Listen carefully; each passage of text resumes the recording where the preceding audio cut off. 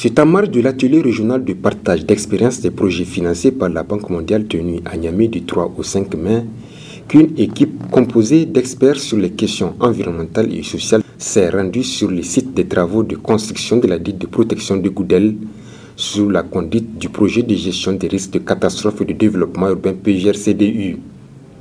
La visite vise d'une part de s'enquérir de l'état d'avancement des travaux et d'autre part s'enquérir des conditions de travail des ouvriers sur ce chantier. D'un coût global de 2,625 milliards de francs CFA, les travaux sont exécutés à ce jour à 54% pour un délai contractuel de 10 mois. Au terme de la visite, la mission fait le constat suivant. Par rapport à nos impressions sur le chantier de ce matin, elles sont bonnes. Apparemment, le chantier est bien géré en termes de génie civil et aussi en termes de la maîtrise des questions sociales et environnementales à deux endroits. D'abord au niveau du projet et au niveau de l'entreprise exécutante des travaux. Nous avons pu faire la visite de terrain.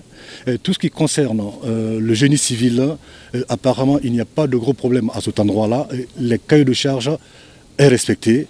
Cependant, des insuffisances mineures restent à revoir selon la mission de la Banque mondiale. S'il y a à faire des recommandations, c'est de dire non seulement au projet, mais aussi à l'entreprise que les questions environnementales et sociales, non seulement on doit se l'approprier en termes de documents, mais aussi dans l'exécution des travaux, il faut qu'on puisse aussi l'appliquer sur le terrain. Ça, c'est pour l'intérêt du projet, l'intérêt des riverains et aussi de toute la nation. L'objectif de la réalisation de cette digue de Goudel est d'empêcher la submersion des basses terres se trouvant le long du côté aval de la digue par les eaux du fleuve et mieux de permettre l'évacuation des eaux de ruissellement de la ville vers le fleuve Niger et enfin protéger les habitations et infrastructures socio-économiques riveraines.